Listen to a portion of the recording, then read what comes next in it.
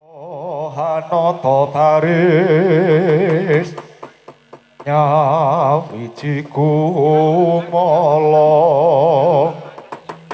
dampyak dampyak kumbregut lampahe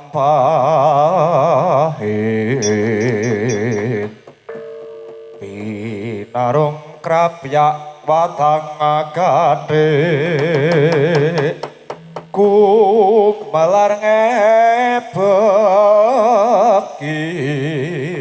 sorake gumuruh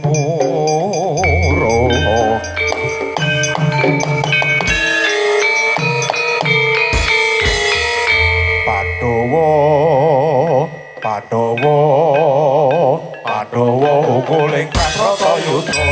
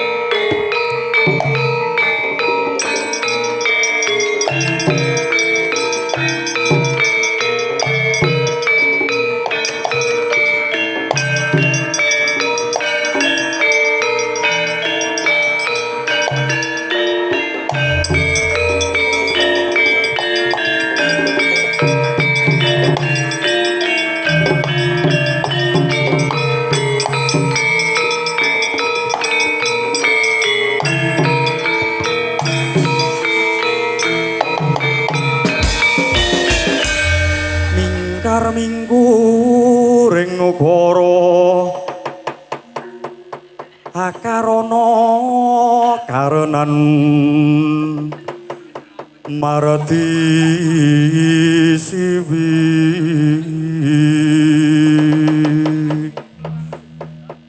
Sinawong resmining kidung sinupo sinu karato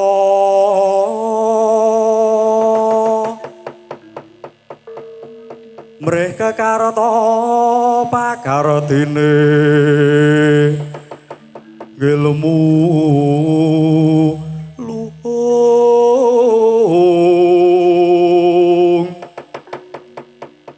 kang tumrap ing tanah Jawa agama ageming aji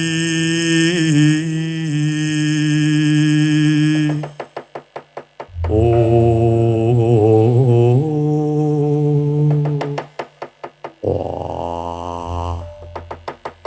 putu-putuku kabeh Sasi Kirana Danurwendra Jayasena kula wonten timbalan ing adhawuh Kanjeng Eyang Banjarjungut Kanjeng Eyang Jodipati miji dumateng ingkang pun wayah semanten ugi ingkang pun wayah Danurwendra nderek dawuhipun Kanjeng Eyang Werkudara. Mbah ana dawuh apa Mbah? Lah kok dina iki Jayasena tanpa uleman tanpa taliwara tanpa pawarta kok didhawuhi makumpul ana ing sakjaban benteng negara Ngastina. Ana dawuhmu apa, Mbah? Monde dawuhe eyangmu Dwarawati lan eyangmu Kalimataya. Dina iki kowe kabeh kinen tata-tata anggone bakal amiwaha jumenengane adimu lanang si parikesit nggone bakal den sengkakake ngaluhur. Linti keprabone Kalimataya mbahmu inggih inggih. Salajeng pakaryan menapa ingkang kedah kula tindakaken Kanjeng Eyang.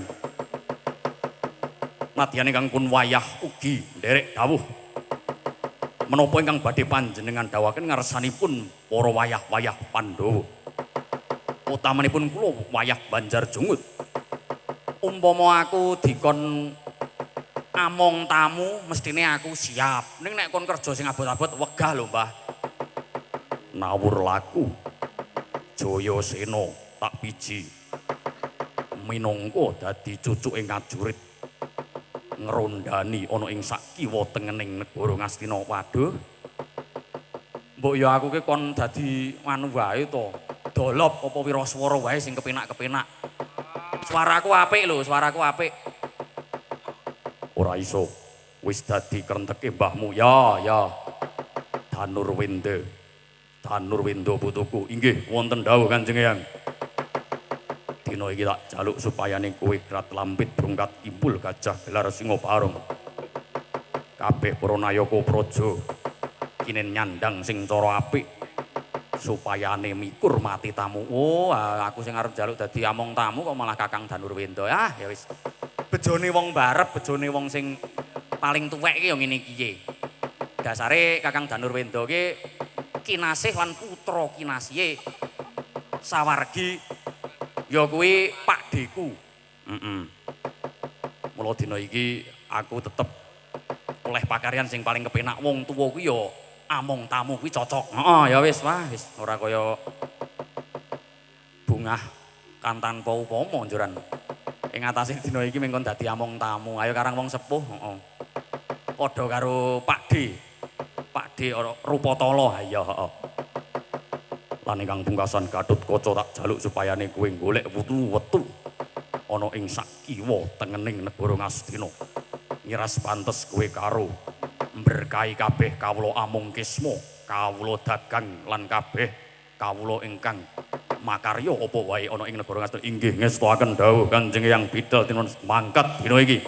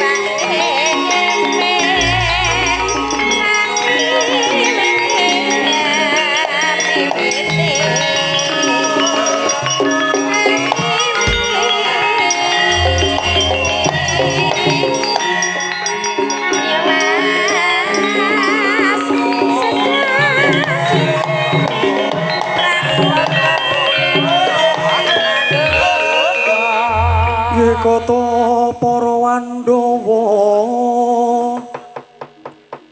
gumregut mangaja-baja ae ana jejel masura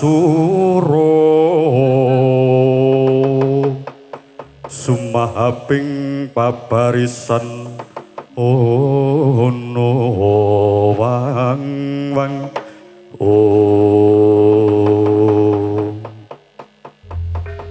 lah punika ta warnanira Raden Sasi Kirana tuhu satriya ingkang gagah pideksa godhek wok simbar jaja kasinungan kadigdayan linangkung tan prabeda kados wargi ingkang Rama Raden Gatotkaca mila gya netepaken sedaya angganing prabotaning awak kinarya mabur wonten ing Jumantara mesat mingis pindha tatit amblasah amber kayu wonten sakiwa tengening negari Ngastina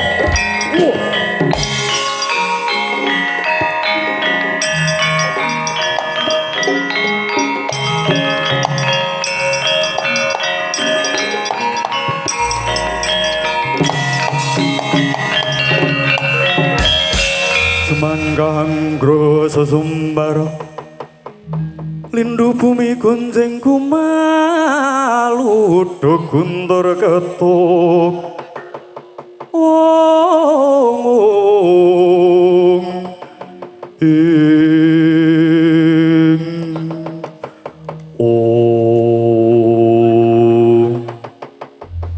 Kakang Patih wis tekan gisi ing prapteng tapel wates ana ing negara Ngastina.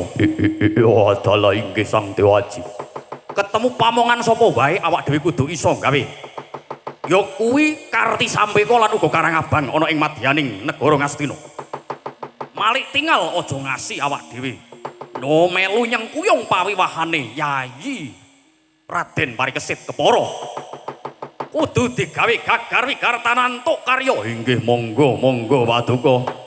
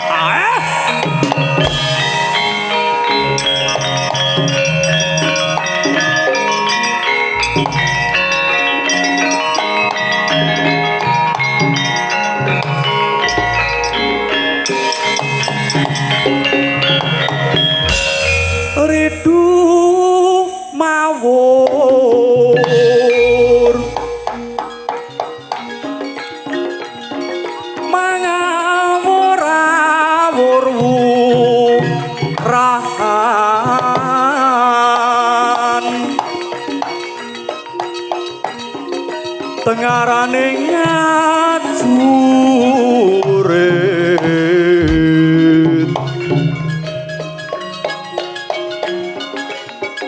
kong maguru kongso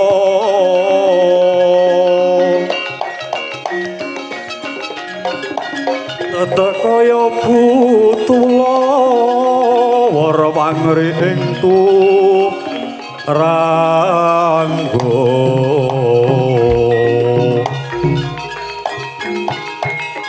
Tujo lelayu sepe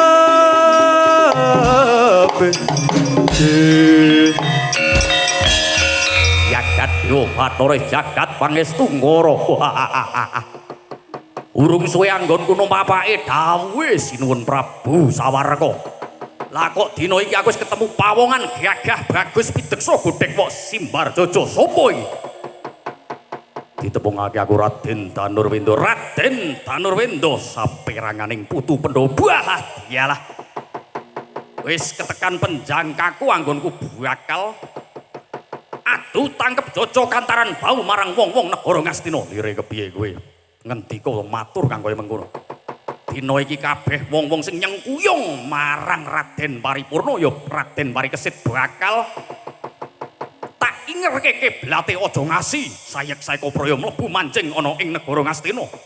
Lah kok becik temen apa sing dadi kekarepanmu? Kelakon penjang kamu kelakon wis tugel gulune Danurwendo. Walah dialah keparat.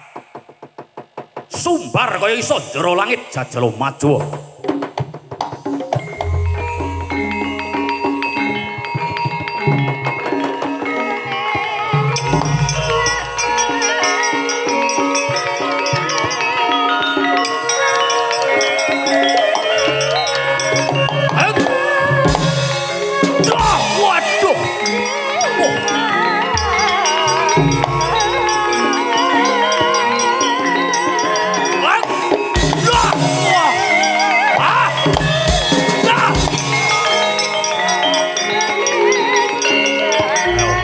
Maju ora bakal tak tinggal loncat.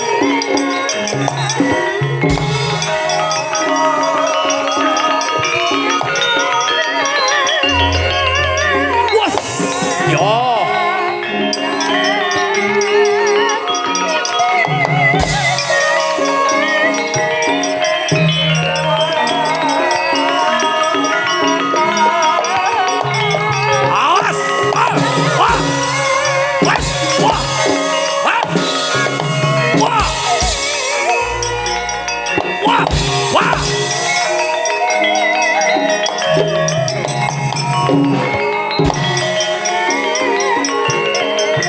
Wah, yo.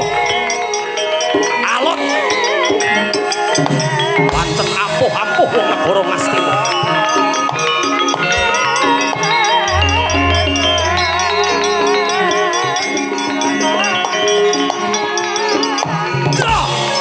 Ayo, maju median.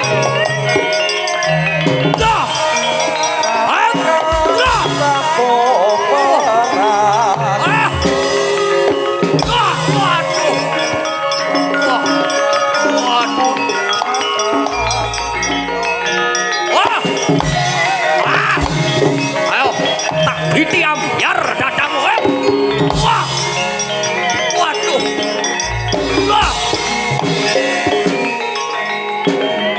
wah.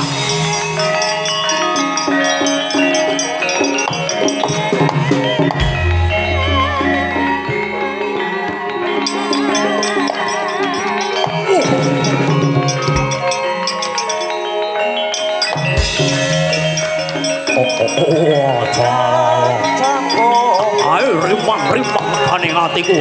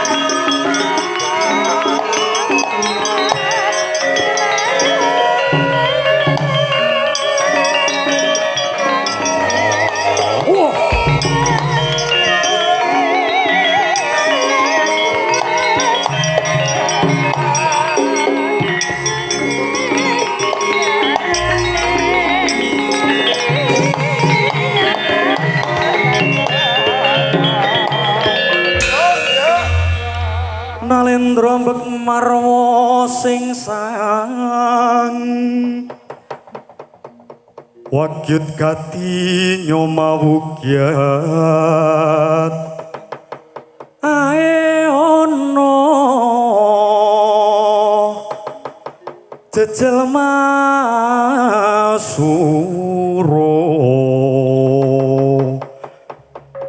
sumahaping paperisan wang-wang ono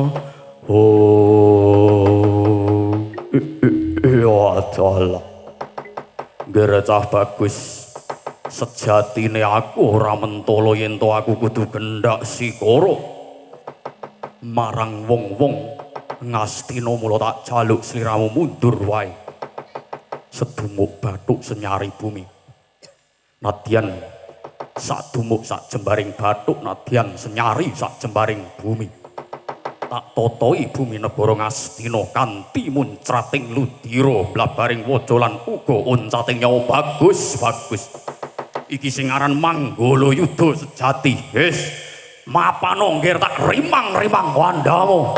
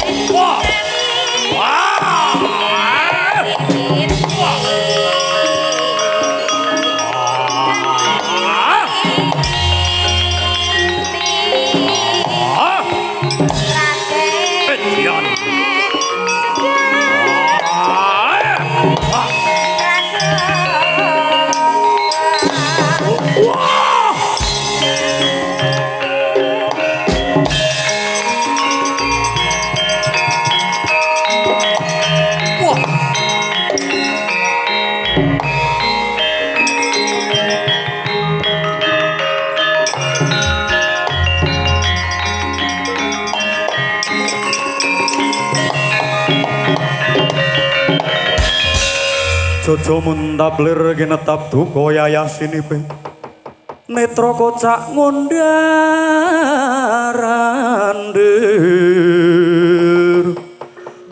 ong idep nyomangol cakrawadanani rombraneng ong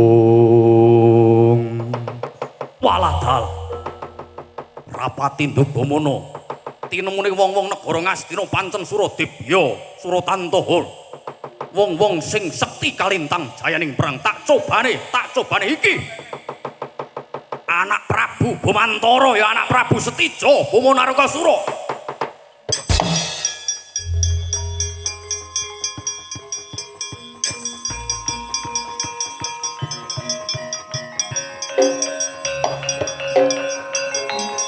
walah mati dening aku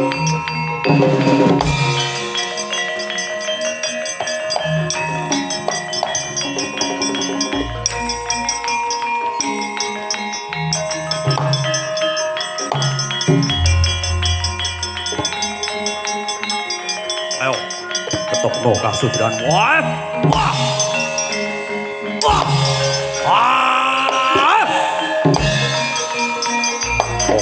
oh wah bodoh dene iso nyokot wah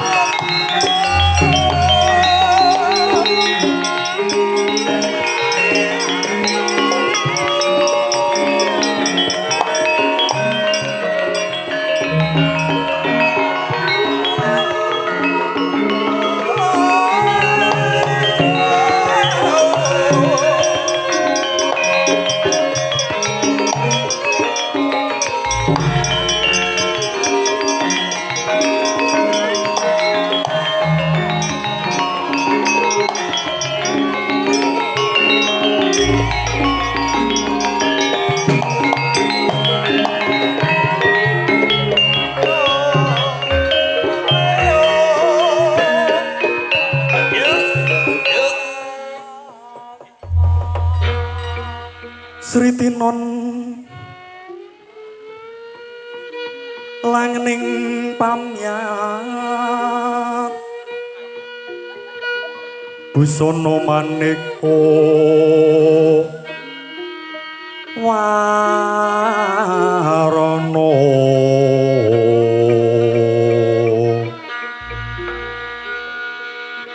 renggeng kencana Retno Pro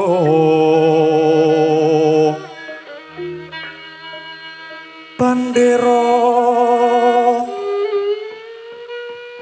Layu kumitir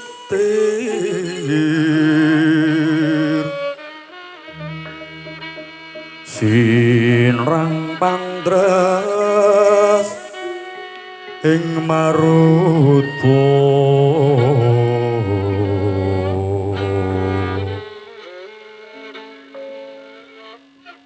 serna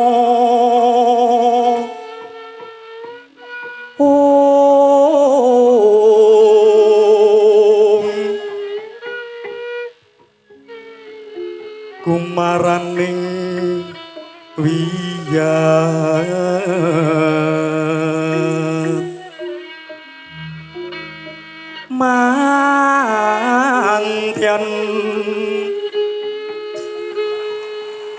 kumlebeting dwojo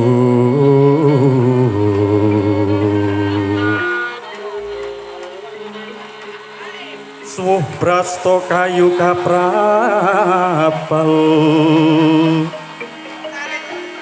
puspita anjraing siti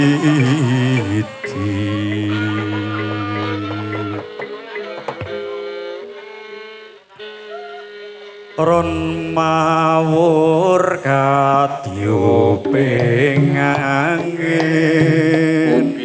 ukila ambyar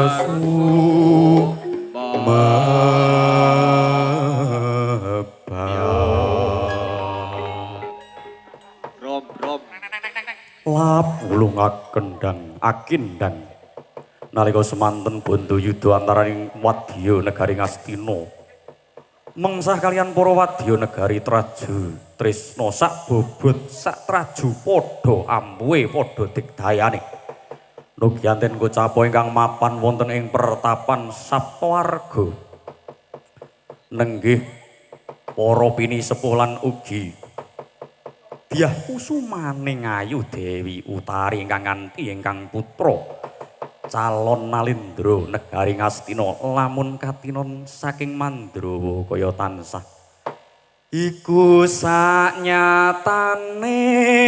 gonjang seret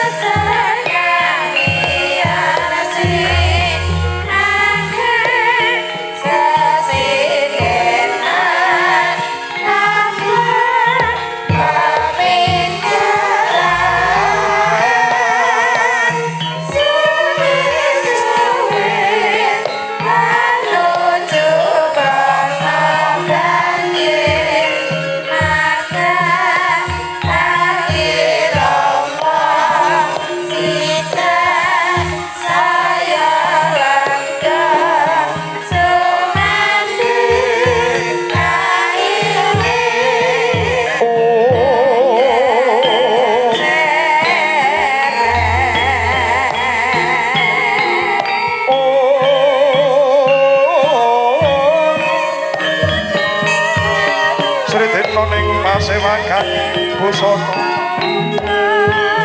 sutra maneka warna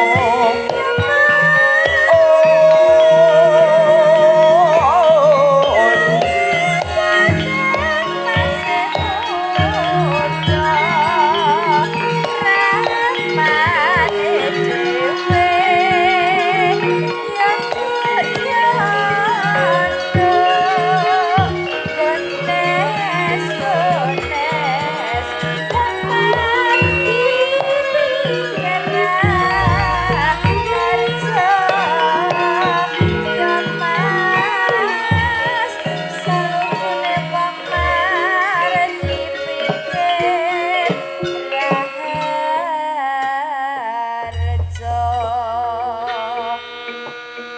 Irem, irem,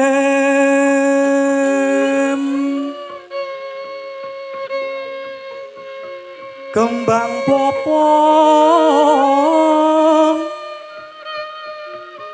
terateban,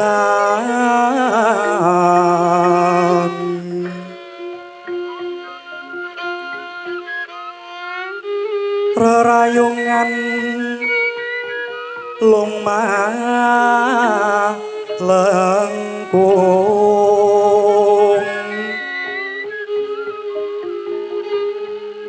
tumalung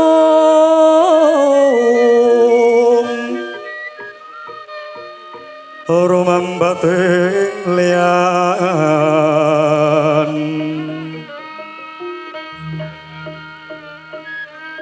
weh semukang mawur aras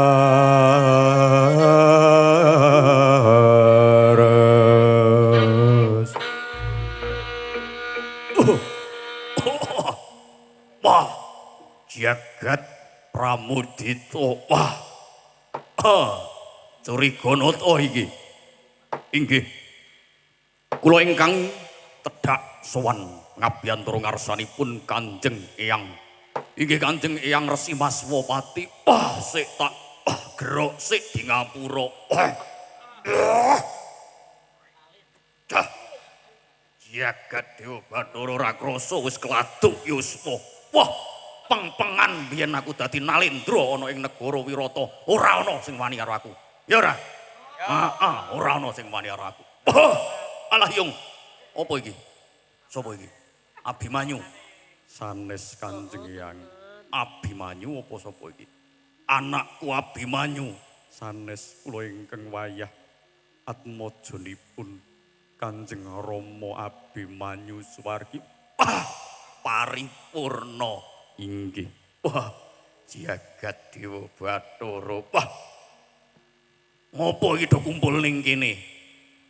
Wayangan apa? inggih nuwun sewu kepareng kula matur ngarsanipun Kanjeng Eyang mbok le ngeses niku dipun lereni ampun ngeses terus mundak suluke blera-blero terus ada-adane nggih blera-blero Ora iso, ora iso.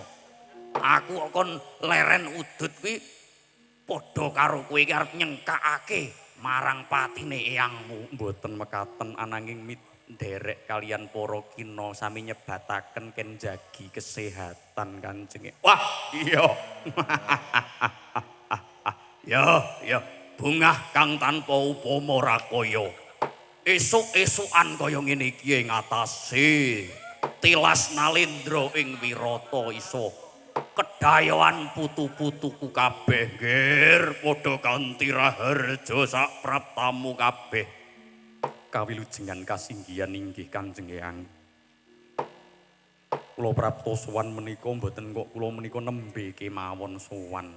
Panjenengan supe Kanjeng Eyang. Kula menika sampun 12 warsa langkung. Wiwit saking lampahan ingkang payah menika slamet wilujeng. Saking Bambang Aswatama anggenipun mbabah bumi anggenipun nglandak wonten ing saklebeting wicarita ingkang lampahan kawuri. Wah iya.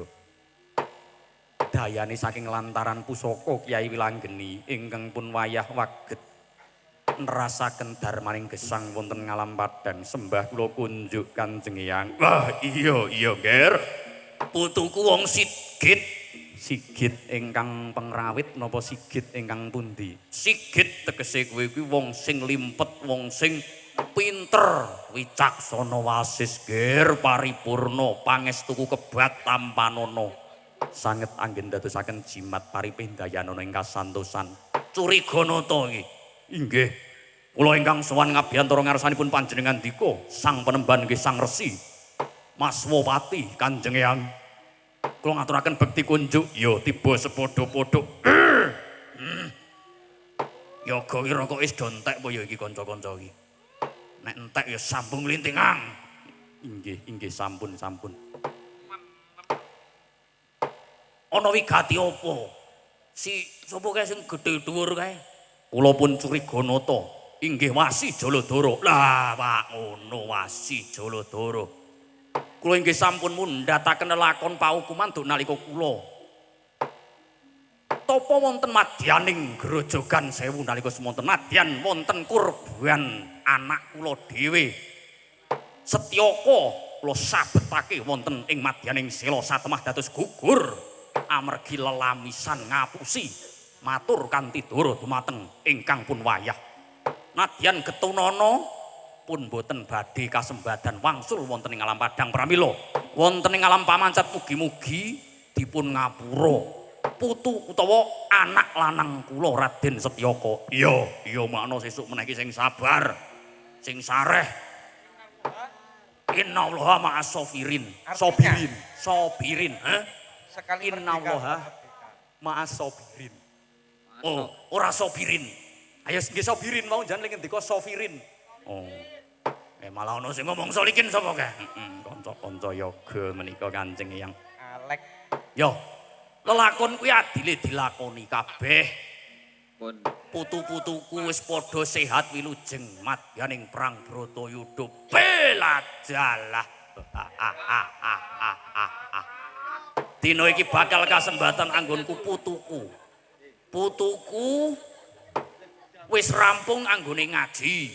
Inggih Kanjeng Eyang. Kowe wingi ngaji apa? Sampun dumugi Jauharul Maknun. Jauharul Maknun tegese tingkatan ingkang pungkasan. Inggih. Coba tok baleni saka tingkatan awal. Ingkang kawitan menika tingkatan fasolatan, ingkang angka kalih menika tingkatan hidayatus sebyan, angka 3 jurmiyah awal.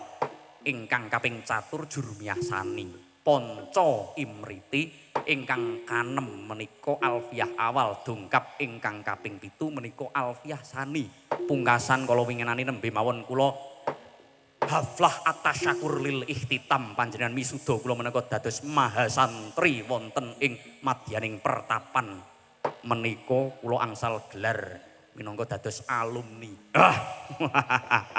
Iya sik wah jan gen jagung barang ora kepenak ge ngeprak. Iki kepiye to iki keprake? Wah, kurang dek medun. Palajalah yo nderek mangayu bagya ngger muga-muga ngilmune saka pondok pesantren Sabtoarga kene nadyan aku ki kudu resi abiyasa. Dene mbahmu abiyasa wis kasurut kasedan jati. Aku badali mbahmu. Muga-muga lebda ing karya ngger. Mesat mingis koredanira Sena putra sesumbar manenggari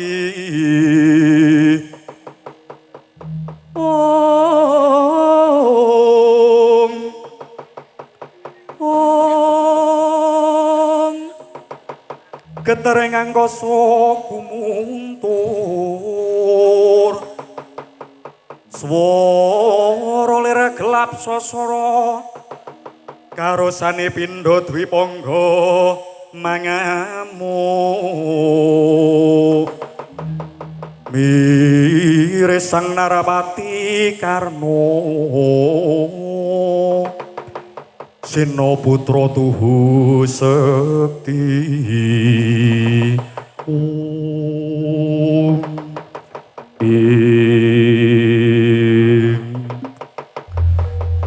Wau to dereng dumugi nganira samiwan sabda madyaning pertapan Sabtoarga dumadak nata ndhuwur ati ingkang sowan tanpa tinimbalan.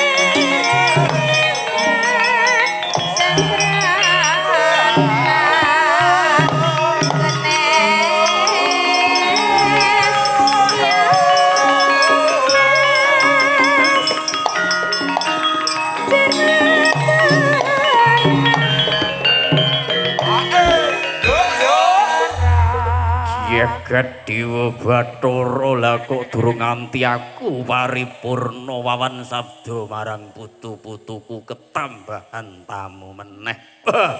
Waduh. Wah, ladalah nata Dwarawati wong limpet, wong pinter ora kaya sliramu, Nger. Ana wigati apa dene siramu sowan tanpa tinimbalan? Cekak aos mawon, Kanjeng Hyang. Kula badhe matur bilih dinten menika sampun dumugi titilaksitaning hati. Noyah nayuh Baskara Mala mangsa bilih putu kula pun paripurna inggih pun parikesit badhe dipun wiwaha kasengkaaken ngaluhur jumeneng nata wonten ing negari Ngastina. Mila dinten menika kula badhe mapak putu kula supados kula boyong kundur wonten ing negari Ngastina. Piak.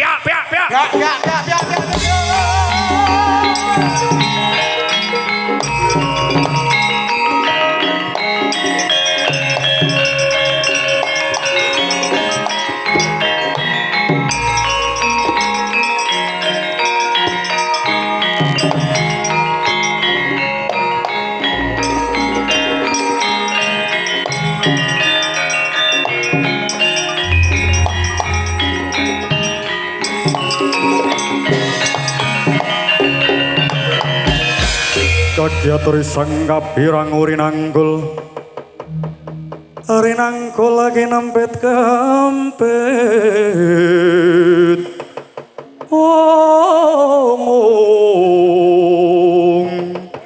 duh sang retnaning bawono nuwun sewu Kanjeng Hyang kula ingkang sowan wonten madyaning alun-alun negari Ngastina wonten tiyang ingkang badhe kendhak sikara dumateng jumenengane adi kula parikesit inggih menika mboten sanes klintu Kakang Prabu Sawarka jagat dewa Dara iblis laknat Sawarka. Walah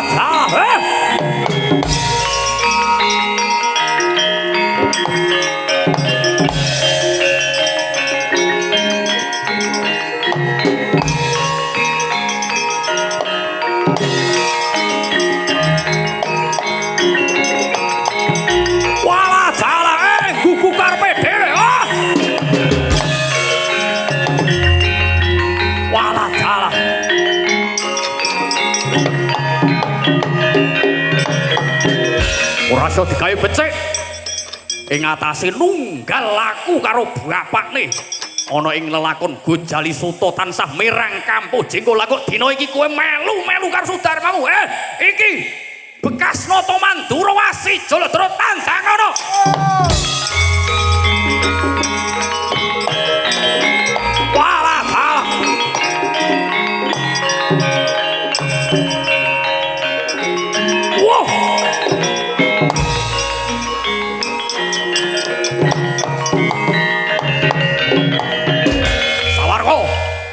timbalan ing adawu Sawarka inggih kula wonten timbalan ing adawu walah dalah gembelo siramu glareng pacakmu ing atase adimu arep nampa kanugrahan lha kok kowe teko meri kula mboten meri ananging kula badhe nglurusaken sejarah ingkang sanyata menika ingkang langkung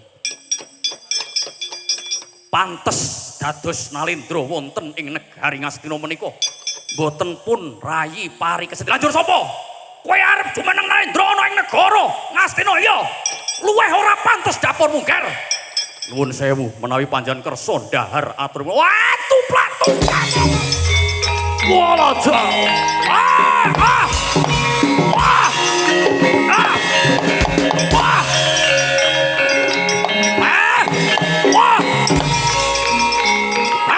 Matno sastra jendramu teken ajinjo kawijan kasebut arep saged timburi ayo ampian wong Jolo, rayan kadya menjangan mati anci-anci Gunung Merapi. Ora bakal wong tuwa elek iki wedi karo dapur. Wala jala, wah, mundur. Wow, wani watu arep karo katangkep cocok kantor bayo. Aja taklok mau tinggal gawe.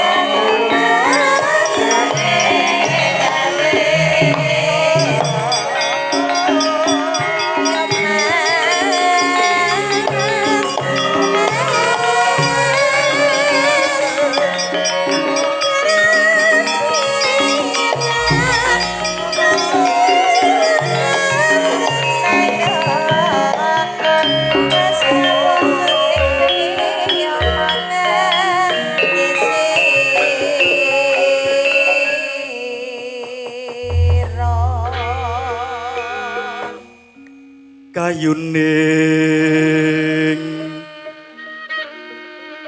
purwa sejati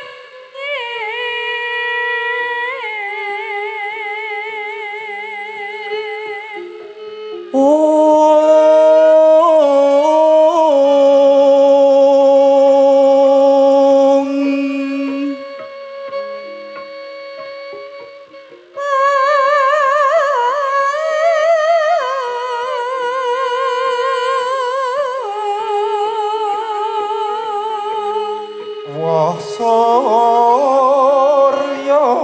lateng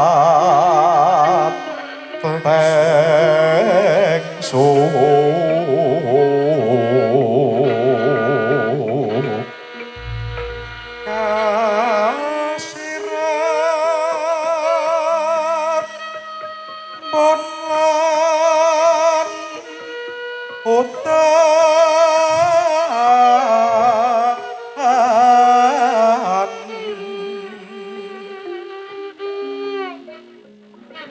Pujaan kosong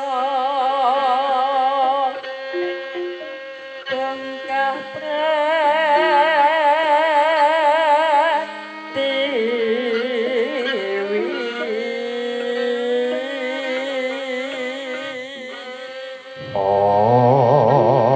oyoti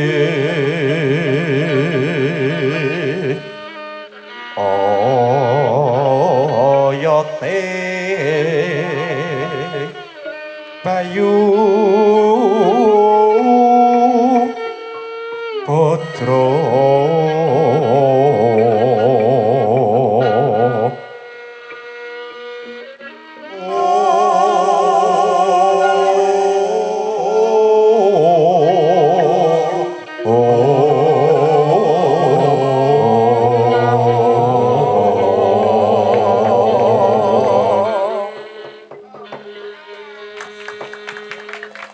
Tepuk tangan. leri ler tandure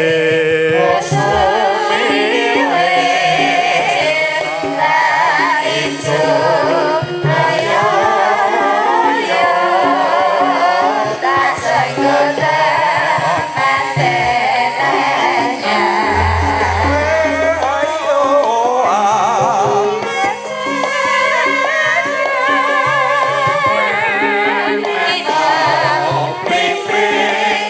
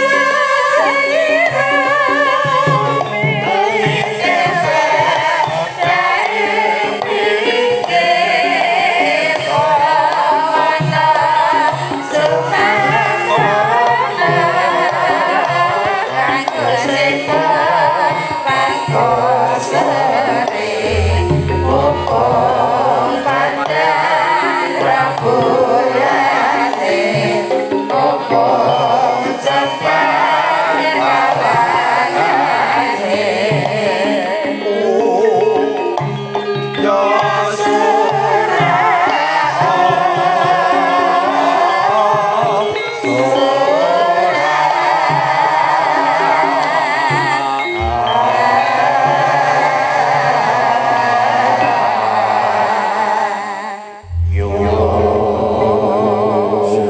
sang yang araku kumanto sing dalu jroning ratri dreng